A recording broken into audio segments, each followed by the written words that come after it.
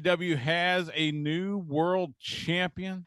That happened this past Sunday at AEW Dynasty in St. Louis.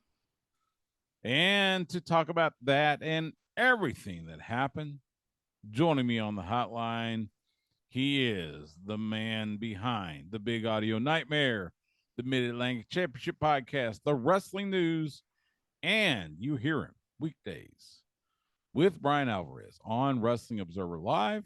And I've said it before, I'll say it again.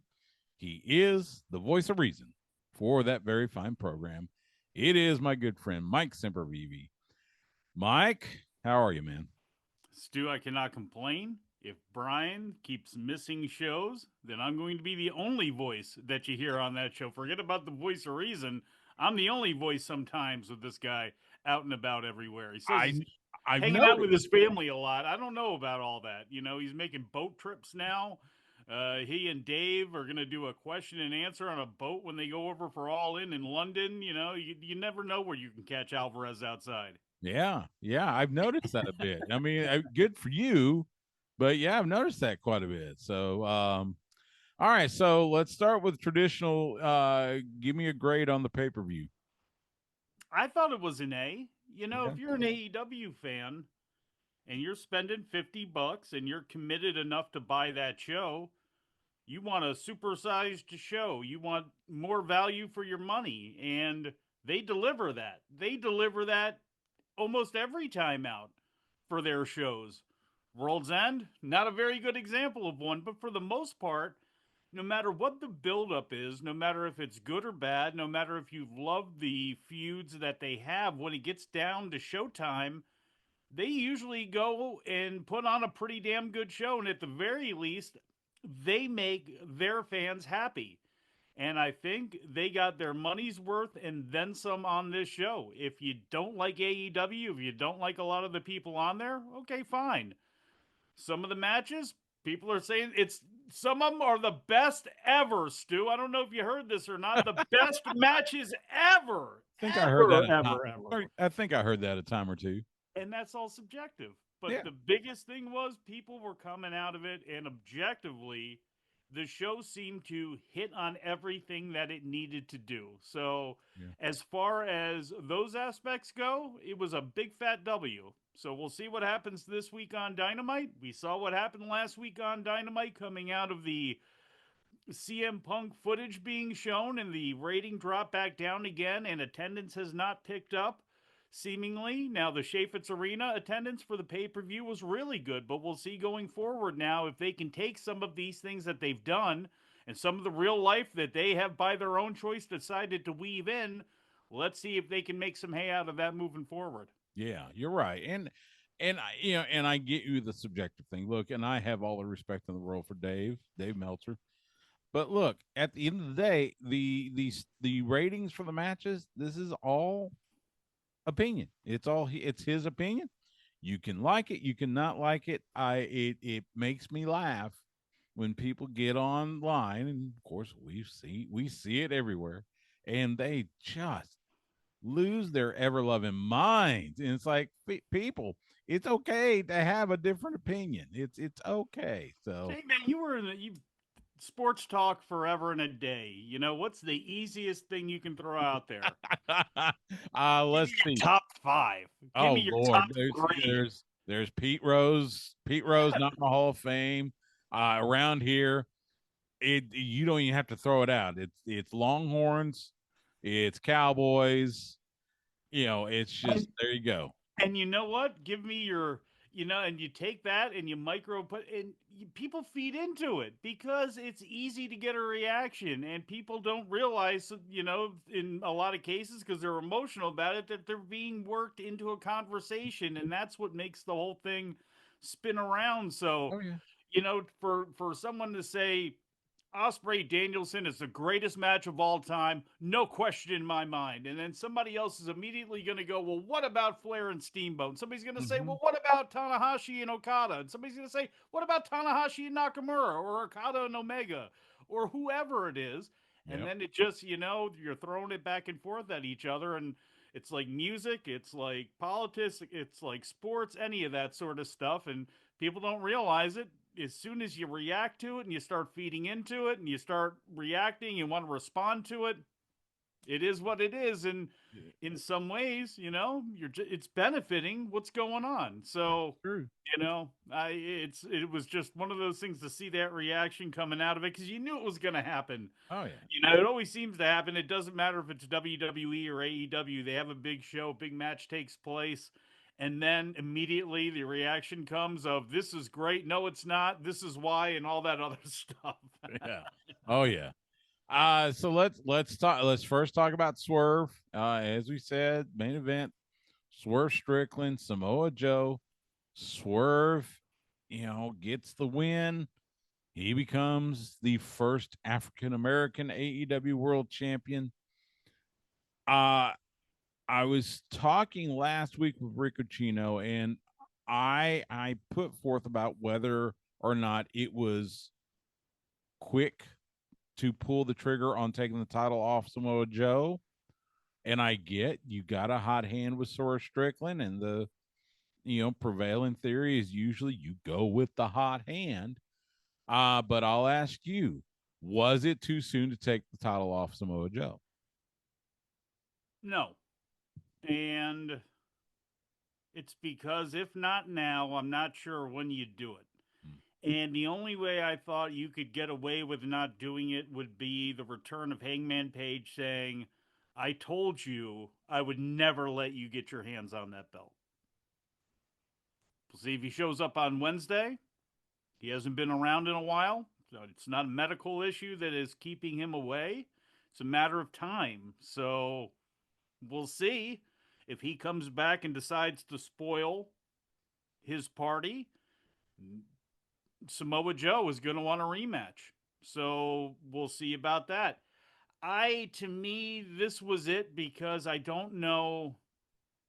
Even if you decided to go ahead and have Hangman interfere, okay, then when do you do it? Do you do it at Forbidden Door? Like what comes up next? Because to me, everything is pointing to August and All In and Will Ospreay. And in all likelihood, to me, he'll be winning that title from a babyface because he's going to be a massive babyface over there. I'm sorry, so a heel. Mm-hmm. So I don't think Swerve Strickland's going to hold that title up until that point. Okay. So in this case, in my mind, how I'm seeing it, he gets a run, he gets screwed out of that title, and then that person goes on and faces Will Ospreay down the line. How you get there week to week, who knows? But in my mind, that's how I'm envisioning things. Could you have Ospreay and Swerve and it be an incredible match? Yeah, but I think you can have a Takeshita or somebody in there that makes that match, again, puts it at a little bit of a different level. Not that anything against Swerve there, but that would be about Ospreay that day. And to me, you maximize that by having him beat a slimy heel, which we've seen Swerve Strickland try to be a slimy heel. He assaults people in their houses. Doesn't matter. The fans love him, and that's the way that's going to be. Yeah, they've basically made him a baby face now, and Absolutely. I think and Prince Nana with him, and Yes. it's kind of so yeah, so now like you said, if that's the route they're going to take, then yeah, you probably need some heel coming up, screw. I mean, and it's got to be like a massive screw job. It's got to be, I don't know if it's Wardlow with you Undisputed Kingdom, or maybe it's somebody in the Don Callis family, and then Will Ospreay challenges them, or like you said, maybe Hangman Page, or maybe Samoa Joe. But you're right. I think that's the route we are looking at, where Ospreay does end up becoming world champion. Why not Hangman, Stu? Why Yeah. not Hangman? Because he was suspended from the Elite. He wasn't suspended from AEW. They fired Omega out of there to make room for Okada. And down the line, once Omega recovers, if he does, knock on wood, hopefully he comes back sooner rather than later. That's right there for him. But Hangman Page coming back, a slimy heel hooking up with his friends that he never fell out with the Young Bucks after they got back together. There's been no beef there. So him coming back doing that, having the whole company against him, having these executive vice presidents facilitating this for Hangman Page as they play, holier than thou and really righteous over the fact you attacked me at my house and look at these fans cheer. All that you can spin all that together, have Hangman Page do it, and then move on and do that match because one of the issues with Okada is yes, he does speak some English, and to a lot of people it doesn't really matter. But I think leading into this all in, to have Swerve, that would be the benefit of him going up against an Osprey, but certainly a Hangman Page and the Young Bucks and them collectively as a group cutting promos leading into that. I don't know. That's what I just see, in my fantasy booking mind. That's what I would probably do. Yeah, I think you're right. We mentioned Will Ospreay, the match with Bryan Danielson. Look, it's pretty good. It was pretty damn good. I won't say it was the greatest match, but it's up there. I love the finish where Ospreay hits him with the Tiger Driver 91, and you see Bryce Remsburg checking on him and trying to wave, and Ospreay is so zoned in he doesn't realize it. He hits the Osblade on him, gets the pin, and then immediately you see the medical people surround him and everything. And look, I get it. It was, it was pretty much a work. We understand that, but it was done in such a way that there was at least a little bit of like, little piece where it's going, okay, maybe there is something really wrong, but sure. I mean, just a fantastic match. We've also seen teases of him splitting from the Don Callis family. You gotta believe that's going to happen. When does it happen? Sooner rather than later. And I think they had a plan and they're sticking to that plan.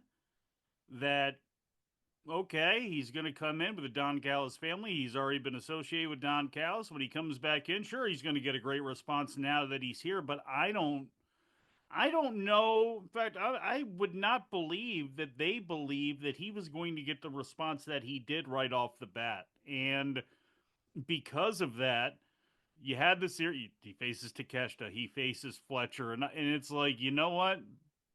You didn't need this.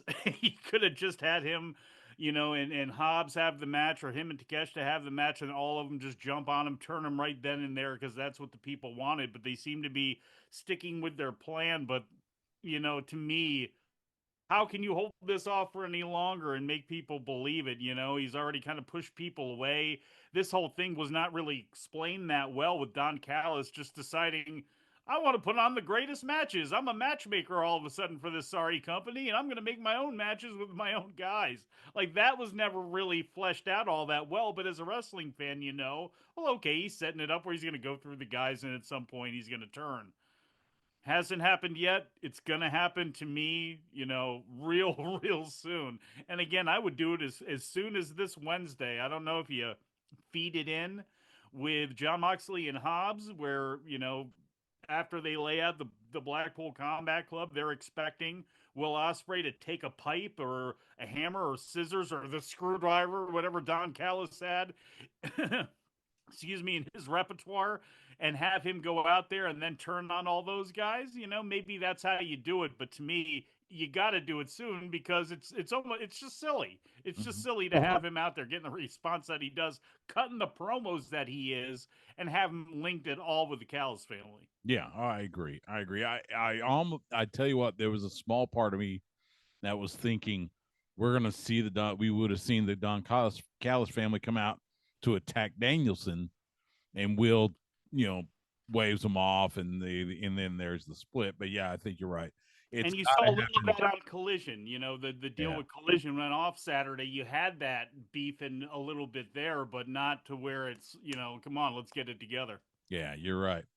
The Young Bucks are 3-time AEW World Tag Team Champions. They defeated FTR with the help of a returning scapegoat, Jack Perry. And it was so funny because I'm watching the broadcast, and I'm pretty sure I did not hear anybody acknowledge.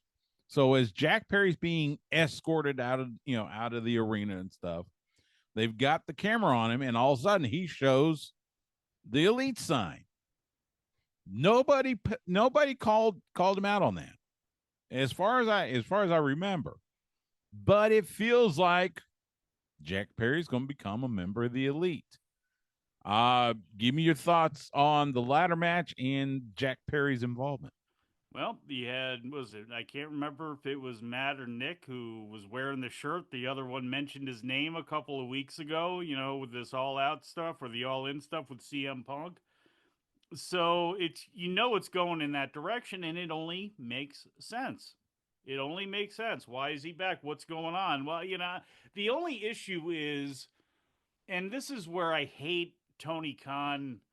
Tony Khan being on screen is always a terrible idea to me, and any authority figure, and he's there basically two different episodes of Dynamite now, sitting there like a schmuck while the Young Bucks are making decisions, and it's like how they're going to weave Jack Perry. He was suspended for this long for this reason. Do you blame legal because the owner's right there, and you seem to he does whatever you want when the camera's on screen. So how they tie this in and how he has been the scapegoat, the whatever the AEW explanation is going to be as to why he was banished and in House of Torture, and why none of these executive vice presidents, had the ability to bring him back into the fold. Like, you're going to have to come up with explanations on all that, but I assume that they will. But again, as far as a slimy group goes, without even Hangman Page, the Young Bucks and Jack Perry makes perfect sense. And if you're going to do something with Daniel Garcia, because we talked about FTR during the Sting show, retirement show, flatter than two plates of piss. And then, it's like, well, okay, they'll probably win the tag titles. No, they will not because of this angle that's going on. Mm-hmm. And so, okay, Daniel Garcia, same way. They mash him in, a ladder gets beat up. He comes out to save FTR on Saturday. So it's like he's still in the mix there. So maybe Jack Perry and Daniel Garcia is going to be a first feud back, and they can link in with each other to have trios matches. So maybe that's the direction they're going to go, but it's going to be interesting to see what Perry's first feud really is and what direction they decide to take with him and how they weave him in and out of things. Yeah. By the way, in this, I was thinking about this. I think maybe yesterday, but I got thinking about Jack Perry coming back, and then it took me back to when they kept talking about the four pillars. Well, as of right now, you only have one, and he just showed up. Yeah. After being suspended or not being used for the last 7 months. But Darby's hurt. Sammy is off in Italy. MJF is hurt, Yeah. and Jack Perry just came back. How? I mean, was that just a case of short sightedness on AEW, or is that trying to bank on these four guys being the future? And at least as of right now, none of them show any signs of picking up the ball. It's how they've been booked. I mean, look at Sammy Guevara, and it just, and I know some of this last round was because of injuries and stuff where you flipped him back with Jericho again after breaking him up. It's been so much hot, cold, stop, start, up, down with those guys. I mean, MJF, take him out of the mix, but he's hurt. But Darby, I mean, he's been solid since day one, but he is what he is. You look at a Sammy and a Jack Perry and an MJF. To me, if you're AEW and you go, okay, these are the guys that are going to be our long reigning possible world champions, while Darby is, yes, he really good? Yeah, but he's not going to be the world champion. You're going to utilize him in other ways, because he doesn't need the belt. He just doesn't. You look at those guys, Where has Britt Baker been? Because then you're looking at other pillars. Daniel Garcia was going to be a young guy on the come up. He's been, up and down. Willie Hobbs has been. Wardlow. Yeah. It's not just those guys, it's everybody. And I like Tony Khan. I think he puts matches together great. As far as a booker goes, I think there are some things that have worked out great. And but it's just, I just see it differently where there need to be better stories. There need to be better things that weave in and out and slow tides of bringing people up and down and having main eventers and upper mid carders and having that fluctuating thing where you have your 6 people up top, then you have 6 people ready to go in case things happen. And it's just seems to be like too much chaos, and there's so much talent there. It can be put together. You see it on these pay-per-views, you see it in the one-off matches. It's just a matter of getting somebody to a place and then keeping them there, not forgetting about them for 3 months or making a precipitous decline immediately afterwards. There's just been too much of that. There just has been. Yeah, there really has. So, you mentioned Chris Jericho. So Chris Jericho and Hook it up for the FTW Championship. Chris Jericho gets the win. It wasn't a dirty win, really. It was, for the most part, clean. And I heard it was so funny. So I heard it was Brian and Filthy Tom Lawler.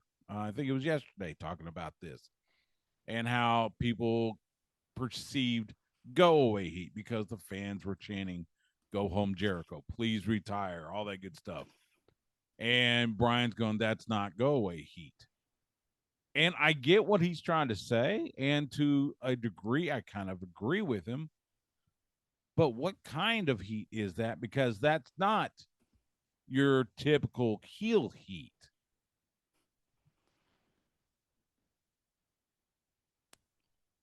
Brian's partial to Chris Jericho. I get it. He just is, because he said that, and it's, if you look at April 10th Dynamite, 822,000 down to 767,000 for Jericho.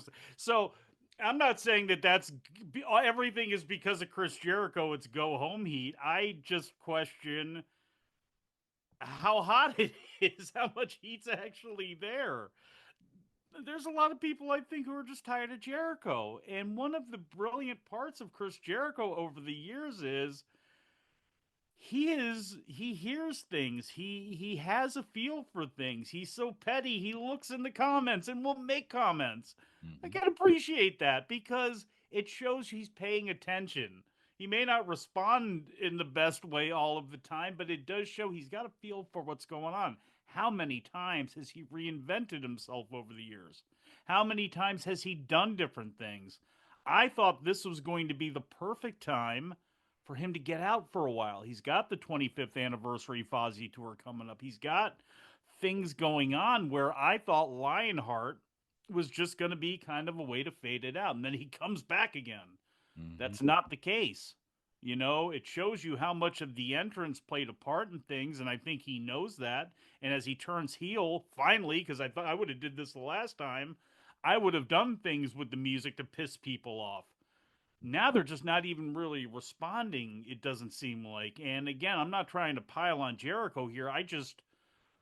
We'll see. He doesn't seem to be going anywhere because he trademarked a bunch of terms and he started this thing up with Hook. And he's got Taz. Maybe Taz can have one more match. I didn't know if that's the case. They're saying Nigel McGuinness can have one more match. And for as much as he talks about Bryan Danielson, which I just want to say this too, and I like Nigel McGuinness a lot. That was a match in hindsight where 4 announcers were too many, 2 heel announcers were too many. It was just too much verbiage through the match, and I wish they would have sat out a lot, and that would be a match that I would love to hear. No announcers, just crowd. Again, they didn't kill it, they didn't take away from it too much, but I think Nigel McGuinness really goes too over the top of the Bryan Danielson stuff, to the point where if you don't have a match imminent, shut up. If this match is going to be in August, that's fine. It's too much. Because even when you look back at Piper and Ventura and the people that did this, in hindsight, sometimes it was too much during a match. Sometimes it was perfect.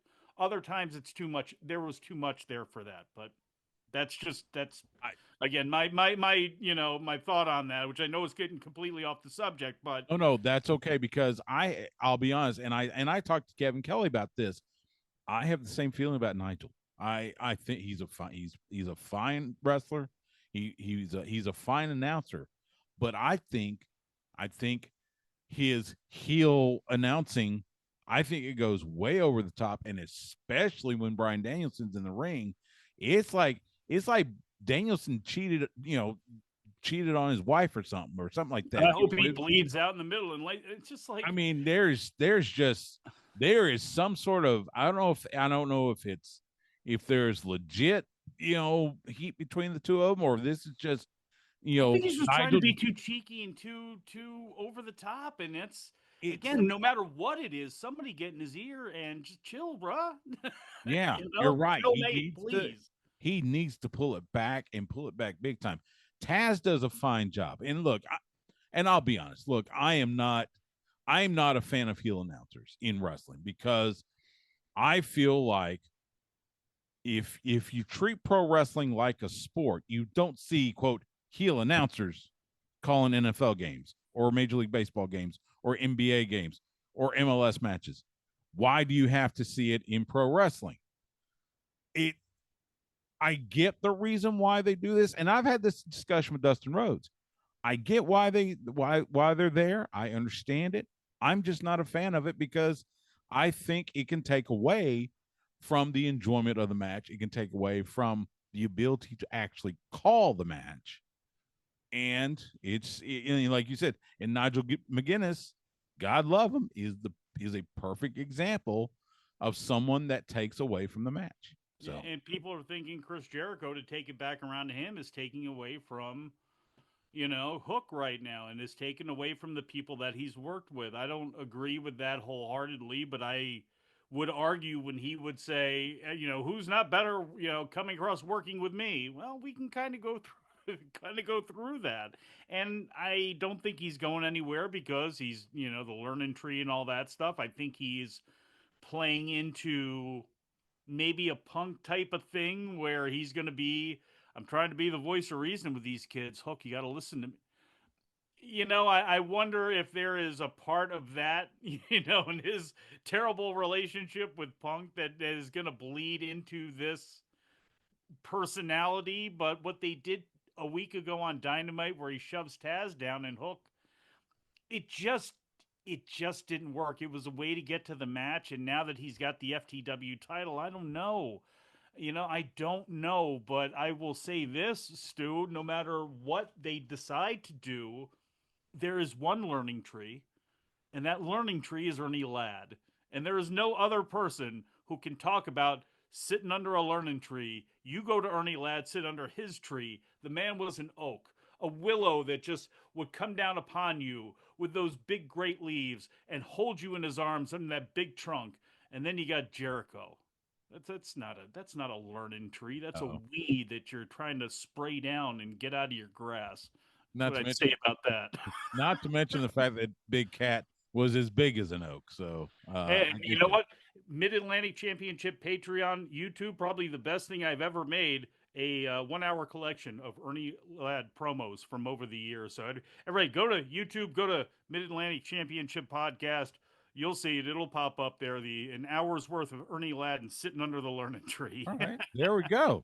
Nice plug. I love it. I love it. Before we get to WWE, let's talk Double or Nothing set for Sunday, May 26th at the MGM Grand Garden Arena in Las Vegas. Willow Nightingale defeats Julia Hart. She is now the TBS champion. And they immediately announce it's going to be Willow Nightingale versus Mercedes Moné for that title. This is, and this is kind of like what we were talking about with Osprey. This was the avenue to get Mercedes to become the TBS champion, wasn't it? I think so. And it's a way to, I think, hopefully turn her heel. Willow Night. Nobody wants to boo Willow Nightingale. No. Sasha Banks has never been a babyface. Even in WWE, I mean, it always amazed me that people latched onto her like they did, but talk about the right woman at the right time and coming up with, Bailey and Charlotte and all that and Becky. I was always amazed, but it was part the machine. And again, she's got something that people love. And Yes. her hardcore fans are hardcore fans. They're Taylor Swift type fans. They're Meg The Stallion type fans. They're Nicki Minaj type fans. They're in it. They're hardcore for her. But with that said, she was never a good promo. I No. never thought she was a good promo. And I think she has a lot going on, but unless you're tuned into her, I think the AEW audience is different than the WWE audience that way, where, you know, Jamie Hayter and some of the, again, different style of workers, different personalities, more Japanese driven as much as Mercedes, is influenced by that and wants to work it into her game. She was going to have a tougher spot coming up. And I Mm. was wondering if that was going to be the case. And I think that is going to be the case in AEW. And I just think that Chris Statlander and Stokely Hathaway maybe turning on Willow, aligning with Mercedes. Not again, I'm not advocating this, but it would be Chris Statlander can show her wares by being the protector of Mercedes and being that last line of defense to Mercedes, because at least we know Willow and Chris will have great matches together and kill each other and all that sort of stuff. Maybe that's the direction they go, but I can't see them both going in as baby faces and Mercedes gets the victory and raises Willow's hand. I think the only thing, that I think the only way they don't flip it is Willow beats her on a fluke. Mercedes is like, maybe not even on a fluke, because the first time was a fluke because she got hurt. You can Right. that's been played into the story. Willow beats her, gets her with a roll up or something like that. Mercedes then just loses it and starts beating the hell out of her. And then you have a third match where Willow is now incapacitated or hurt going into it, and Willow can, and Mercedes can win and claim her victory. I think long term she's better off as a heel because Tony Storm is going to be a babyface. They don't want to boo Mariah May. They will not boo Mina Shirakawa or Azumi if they come into the promotion. Jamie Hayter's going to come back. She's going to be a babyface. Britt Baker's going to come back. She's going to be a babyface. As of now, even though she should be a heel, Thunder Rosa is a babyface. Hmm. So it's like you're starting to load it up that way, and it's like you look at the heel women. Julia Hart's hurt.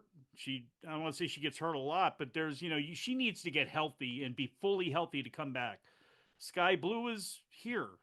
She's evolving. They're pushing her. They've been careful with her, but Athena, you haven't seen her. Serena Deeb, you literally haven't seen. You've seen her on promos, so it's like you start looking at the heel side of the register. Realistically, there's not a lot there because Tony Storm really is a babyface. At the end of the day, she is. Deanna Perrazzo's a babyface. She's got to be a heel. And I think she could, stand to be in a unit or something to kind of help give her some credibility because she's not a superstar on the microphone and she's got a style in the ring like a Deeb that, sometimes you need maybe some extra flash there to make that stand out some more. And I think they got to do that. Yeah. Yeah. You think you're right. Yeah. And you mentioned the fan fervor over Mercedes Moné, Sasha Banks. I will tell you. So I actually had a very like a 10-second encounter with Sasha. It was at that time Sasha Banks. This was at a Super Bowl party in Los Angeles, Super Bowl 56. As she's walking out, I'm walking in. I said, "Hey, you mind if we get a picture?" We got the picture. I said, "Good luck," all that good stuff. I posted that on Twitter, and look, I am not the biggest Twitter guy, but good lord, man, everybody loved that one. I never seen so many likes and retweets and all that. It was nuts. So And and again, they got to also, she's under work it. Even if I don't think that she's a great, but nobody, who cares? She's she's been in the mainstream, push it. That's Yeah. another thing with Swerve. How do you have Swerve go and you talked about him, you hooked up with a deal to do Rolling Loud, then you never heard anything from it. He's on some thought his deal was he's on stage. You got to push this stuff. You have got to be, I don't want to say more obnoxious than WWE. It's impossible to. It's impossible to do what they do, especially with Endeavor behind them now. It's hard to get to that level, but you've got to do waves of making sure that everybody tries to know who these people are, and you just keep getting them out there as much as you possibly can. Because somebody actually asked me about if you had to say five people right now to somebody who is either not a fan or a casual fan, give me something to watch in AEW. Give them a reason to say, hey, why would I want to watch this?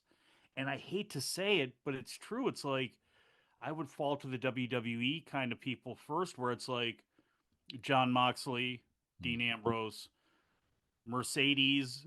He's to me, it's like Edge. Even though again, they done tons with Edge, not exactly in the grand scheme of things, but he's to me, I'm still saying those people three, and then saying and MJF and people that are their homegrown ones. I don't know if I'm putting them up there to be the marketable ones. As far as like people who are just casual fans, because if you're a casual fan, you probably don't know who Okada is or Takeshita or even Osprey to a point. Although Osprey could be one of those names, especially with MJF.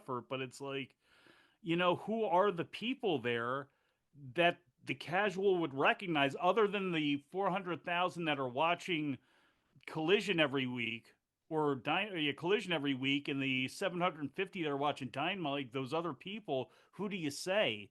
And Mercedes is one of those people. And to me, you got to get her out everywhere. Again, even though she's not. Britt Baker is so, to me, in my opinion, so much better going on the morning show or going on the noon show and all that.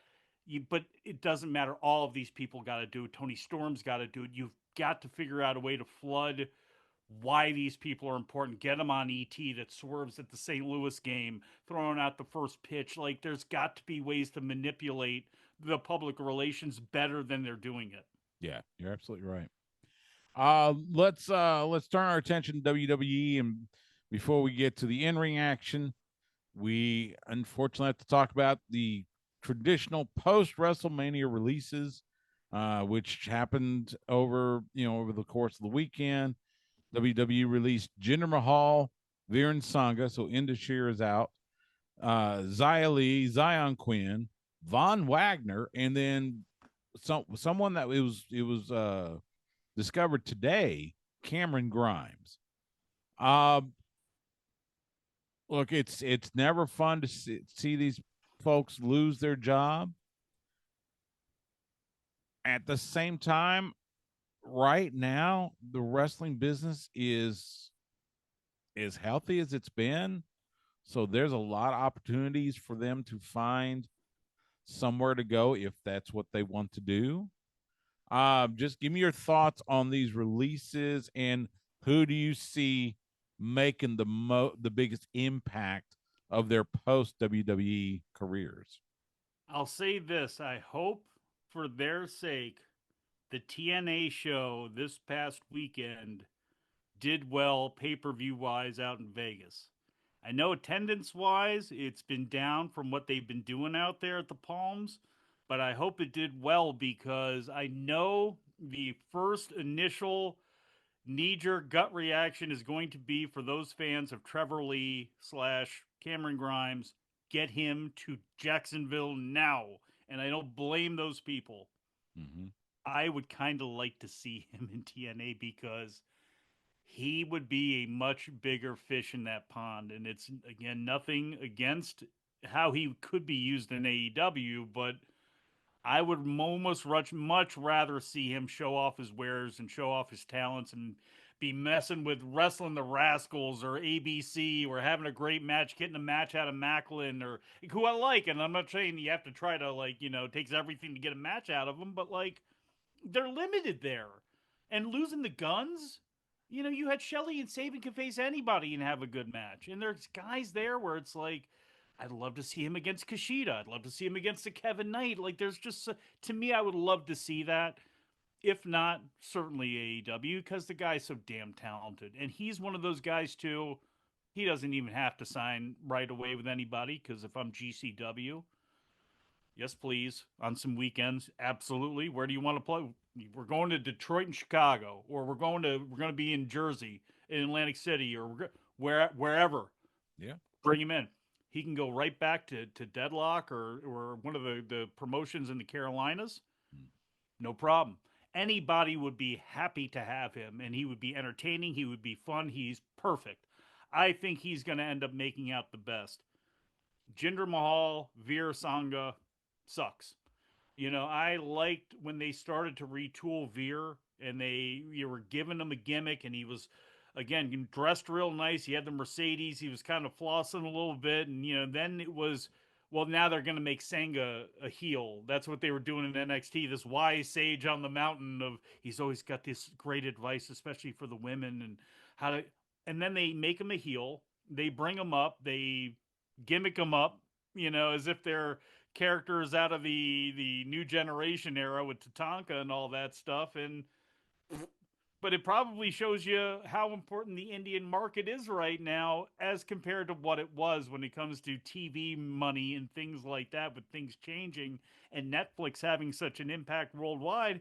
Well, it takes away some of the attention out of that. So if they're just going to be sitting there doing nothing anyway, go.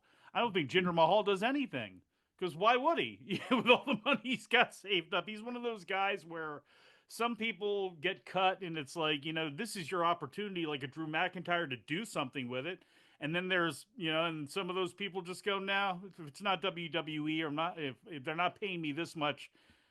In Jinder's case, that's probably good, because where is he going to go and do to me anything? Unless AEW is looking for a TV deal in India.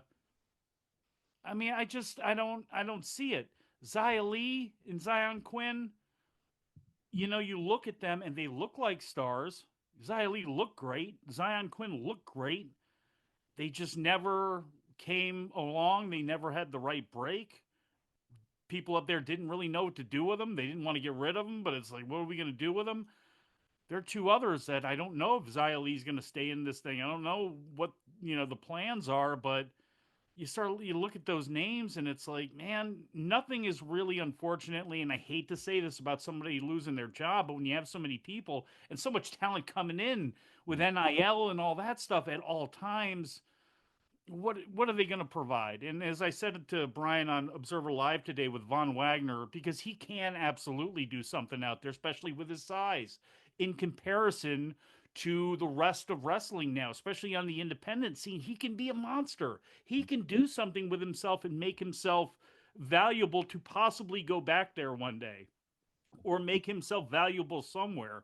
So I think those are two of the guys that'll make out, with Trevor Lee really making out just because he's such a character and he's so well rounded. You need him in a match against, again, a Mustafa Ali X Division match. You can do it. You need him in there with a brawler. He can do that. You just need him to take a hell of an ass kick, and he can do that. You need him to be a goofball and have fun and make the kids happy. He can do that. He's great. In a match between like him and Tony Deppen, on a late night Saturday night in Atlantic City for GCW or something like that, I would love that. Oh yeah, I think it'd be good. Yeah, I'm with you on Cameron Grimes, Trevor Lee. Look, I'd love to see him come here. Have him show Yeah. up, inspire after death here in Austin, and I think that'd be a blast to see him. Um, we've seen, so we have officially done away with the Raw and SmackDown tag team titles. They are now the World Tag Team Championships and the WWE Tag Team Championships. We saw, of course, Awesome Truth get theirs on last Monday. A Town Down Under got theirs on Friday. The WWE tag belts, a nice little nod to the classic, the ones that were carried for so long in WWE. It's such a unique thing, because you look at it and there's a Nikita Molkovich quality to how it's kind of raised up, and you think about it, and I have shoot, I don't. I wish I had something close that could kind of show off what one of those belts is like it's like the old tag team titles that they would use in like Mid Atlantic. Or in W Yeah. again that type or the back they did in WWF too, like the Backlund belt or the U.S. title that Flair or Bobo Brazil would have. That was kind of like there seems to be homages to several belts there, and I kind of like them. And I don't like the big pinky ring, although I understand it from a marketing point of view. That big WWE right there in the middle, and it looks, I don't like that style of belt, but I get why they do it. But these other belts that they've come out with, I like them a lot because those tag team titles were awful. Those Roman pennies, or whatever you'd want to call them, again, it was a concept, but I didn't like it at all, and they stuck around for way too long. Going to be interesting to see if Cody brings back the winged eagle. The way things are going, especially the design on some of these, they're more rounder, where it's like, yeah, I can see that being right up his alley, or but. We'll see what they do. But even the Rock's belt that he got, the belt that he was gifted by Muhammad Ali's late wife or his wife Lonnie, and he was given to him, and then him and Cody traded it. Even that, it's a sharp looking belt, but you could see it was made by the same people. But I don't understand why it's not just the WWE World Championship and the WWE Universal Championship and everything falls under that. You have a World Women's title and a Women's World title. Huh? Just call one whatever one is on the brand with the Universal Champ. Call it the Yeah. Universal Women's Champion. I don't understand why they do it. Again, I understand why they have two sets of belts. I don't have to like it, but I get it. Mhm. The gimmick on what they're doing. I just, when it comes to the names, it's kind of wacky, and I just kind of wish it was a lot more uniform that way. Have Universal Tag Team Champions on SmackDown. You have World Champions on Raw, and then they can fight over which one is bigger. The Milky Way champion can come next. Yeah. Actually, I don't want to give AEW too many ideas. That's right. That's right. Um, so AJ Styles, LA Knights. AJ Styles gets the win. He gets the title shot against Cody at Backlash in France. Um, look, we know Cody's not dropping the belt now, but this is going to be kind of a fun match, and I know that a good chunk of the WWE audience won't see it, but there are a lot of folks that will think of, okay, two former Bullet Club guys in AJ and Cody. This could be fun. Give me your thoughts on what we could see from AJ and Cody in France. A kick-ass match. I mean, when you look at it, it's like just AJ is in the the best shape he's ever. AJ is the biggest he's ever been. He is cosmetically the most swole he has ever been. He looks fantastic out there. He puts over LA Knight like $1,000,000, like he should have done at WrestleMania. Gets the win back so he can move on to face a babyface champion that, hey, check it out. How much they want to make, winks and nods to it is up to them, but I'm sure that they will. Perfect. I think that's a great first title feud, at least match. I'm sure it's going to be maybe a little bit more than that. I would hope it's a little bit more than that because I know those two can carry the ball. Whereas, like with Damian Priest and Jey Uso, if that had all happened in January, I think they would have been better off. I think Jey Uso is, certainly fallen. I think the feud with Jimmy peaked way too early. Damian Priest, you got all this weirdness going on now with the Judgment Day. Mm-hmm. So, I think I'm looking a lot more forward to Cody and AJ as a feud and a story and a match than I am with Damian and Jey Uso right now. Not that I'm too down on it, but I can look and I know what I'm getting out of Cody and AJ, and it ought to be damn good. Yeah, I And think look, you're right. this is just kind of dumb too, but it also the styles clash over wherever it's done with any crowd, with AJ Styles not having to be there. When not Okada, when Ospreay pulled that on Danielson and got it, Mm-hmm. and it's not the first time it's been done in AEW and gets a pop, or it's not the first time it's been done in Japan and would get a pop. And it's just I've noticed that even on the indies, if it's pulled out right and it's done, It's like AJ Styles, that is his move, and it's over. It gets over no matter who's doing it. And it's, again, hopefully it doesn't become too overdone like but it just sticks out again that when that's pulled off, man, people actually react to it. Yeah, you're right. It does. And you're right. When Osprey pulled it on Danielson, yeah, that was the first thing I thought was okay. Thank you, AJ. So yeah, and yeah, Damian Priest, Jey Uso, I think it'll be a fine match. Look, I think we're all kind of like just waiting for the whole Damian Priest leaves Judgment Day or he gets booted out of Judgment Day or whatever. So, I think that hopefully that match will be maybe another step in that on that road to that eventual result. So A lot of winds of change, a yeah, lot of things blowing right now with Imperium busting up. You got the draft going on at the same time the NFL draft is going on. And by the way, I would not be too surprised, just because we talked about it a little on Observer Live. The Hall of Fame, I can definitely see moving. And whether they decide to do it at the Royal Rumble, which would be good lockstep timing around Super Bowl when there's all the banter and talk going on over who's going to make it. Again, if you're not a football fan, you wouldn't know this, but the NFL around that time, they say, and then was it the night before, a couple nights before the Super Bowl, yeah, it's now it's announced. yeah, the it's their award.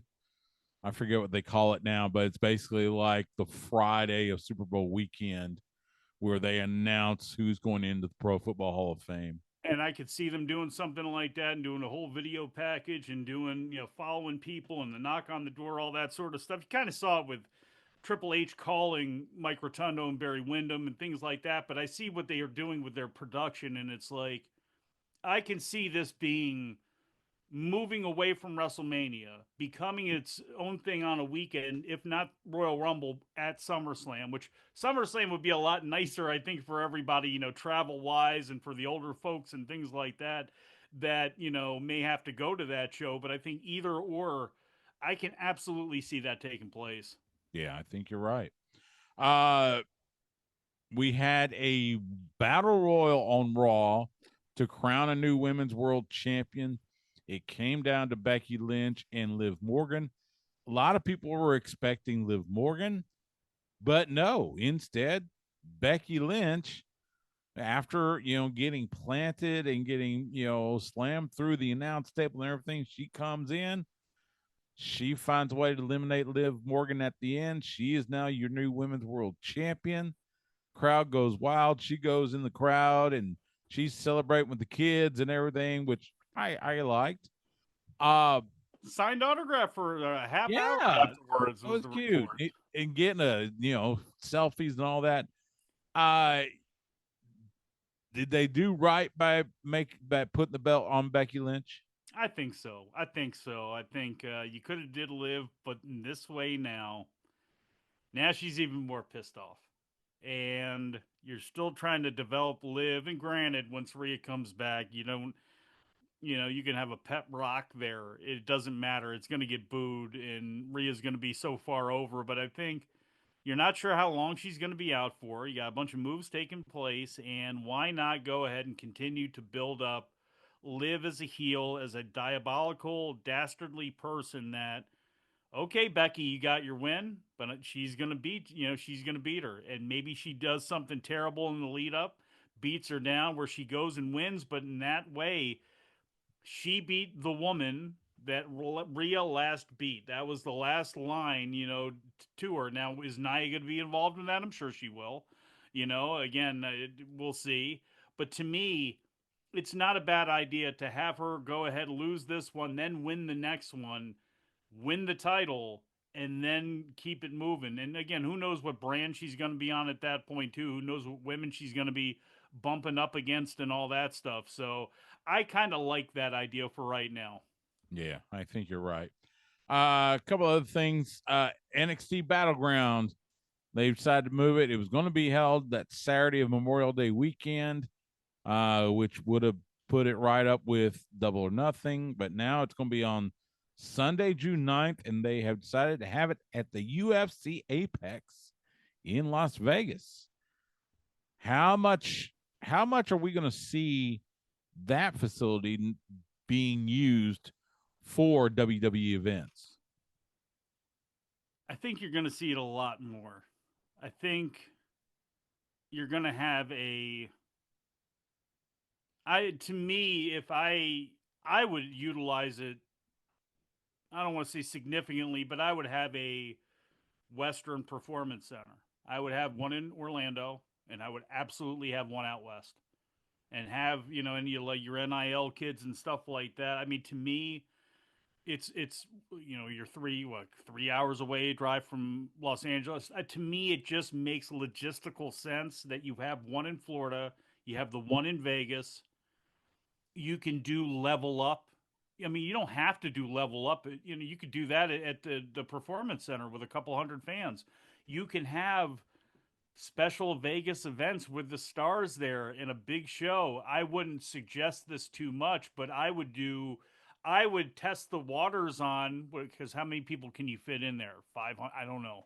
500? Yeah, Let's say it's a small crowd. I know. I could swear I heard Filthy Tom say 1,000 1,000 at the Apex. at $250 a ticket. And you're right there on them. We'll have a meet and greet. We'll do this. Take your chair home with you, like they. It's Vegas. Yeah. It could be done. You look at PWG. When it comes to look at when things are hot. If you can make something hot, I would at least try that. Because again, as a money making venture for a place that you own, it's like Arena Mexico for CMLL. Come on, buy stuff while you're in here because the rent's paid because we own it. I could absolutely see that. And I could absolutely see, again, that Roku show that they did, the Next Gen. Mm-hmm. You can do more of that sort of stuff out of there than, or gives you the option to, at least. To me, I would utilize it. I would figure out a way to utilize it more. And the other thing, too, it's brought up Level Up. All of their TV is kind of bound up. It's Raw is going to Amazon. You have USA with SmackDown. CW is going to have NXT. Right. The network is probably going to end up with Amazon. I don't know how Peacock. I don't know how that's going to play. You mean Netflix? I'm sorry. Yeah, with Netflix. I don't know how all that's going to play.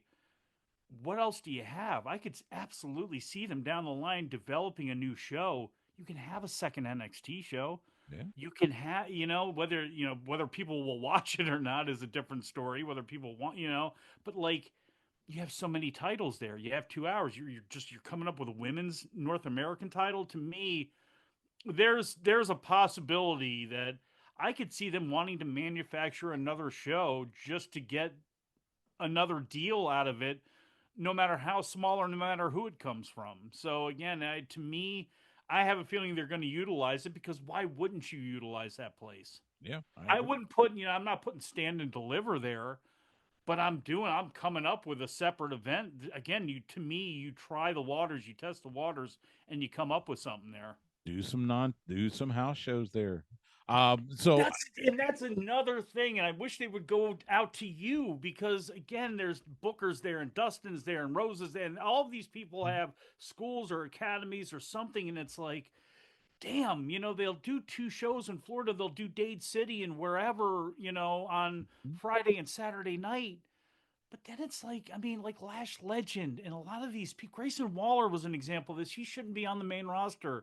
He had the personality too, and it's perfect to bounce out him in theory to me, or like that was a good combination. But it's like people come up too early, or they're even on NXT TV too early. This is a way to actually, guess what? You're going to work Friday and Saturday, and then you're going to jump on a plane. You're going to be Tuesday, Wednesday over there, because it doesn't matter who we put in the performance center over there.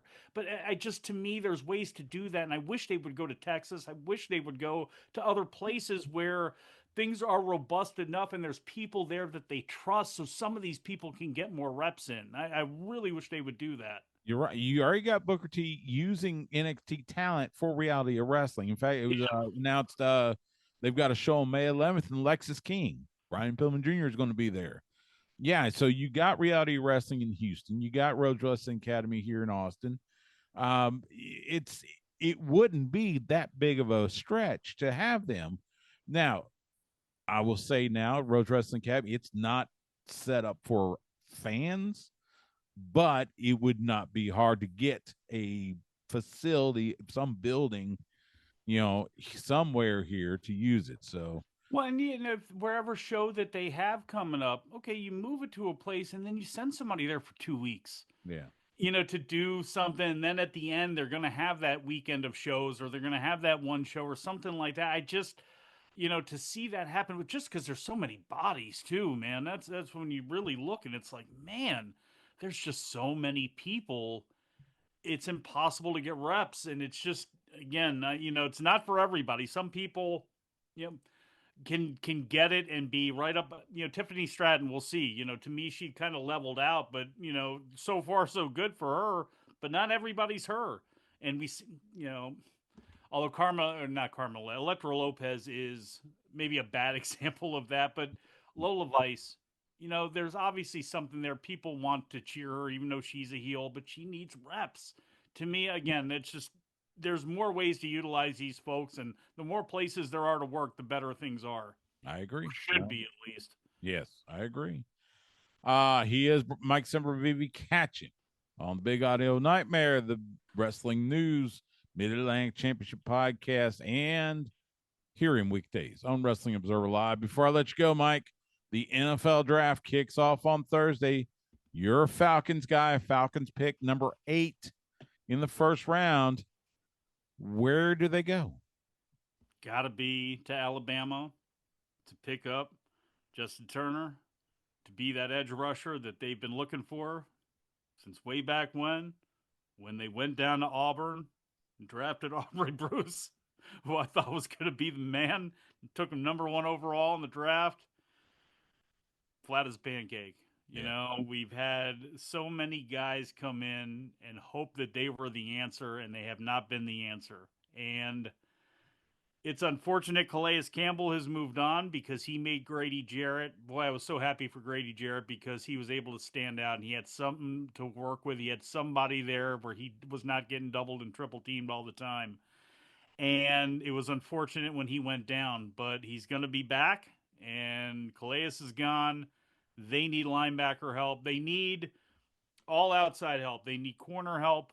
They need a impact linebacker, and they got some good guys there, landmine, and they got some gritty dudes that are there, but they still need somebody who can be a standout as far as rushing the quarterback, at least being a threat to, and being all over in a mess. And if it's not Turner, I don't know who it is. They could go receiver, they could go corner, but those are things that you can get later. And I don't want to risk missing Turner when this has been a thorn in the side of this team for as long as I've been a fan of this team. And we've had moments of, John Abraham coming in from the Jets and kind of easing things a little bit. But that's the one thing that team has missed. And it's the one thing that, it's really easy to break down. Atlanta did a great job, bend, but at some point they're going to break. They need somebody there that can shut some things down and make third downs, get that offense off the field. And again, if it's not him, honest to God, I don't know who it's going to be. There was talk about, quarterback is now set. No matter what everybody, if you like it or not, it's Kirk Cousins, it's set. They went out and got Mooney, and they kind of went through free agency and fixed their receiving core. They got Pitts. You got to figure out what you're getting out of him now that Jonnu Smith is gone. That's not there. What you have at running back. They got the best running back core in the league. It's just a matter of that line holding up. And if they can do that, again, that's something they're going to have to keep building on too. But other than that, it's the pass rush. And please, I'm knocking on all of the wood in the world. I got a dog we're watching right now. The dog went nuts just because I knocked on the wood. That's probably not a good sign, but what can you do? That's okay. Nuts. Can you hear it? I hear it. That's okay. I love dogs. It's okay. All right, Mike, I appreciate it, man. All the best to you. Good luck to the Falcons on Thursday, and we'll talk again soon. Yes, sir.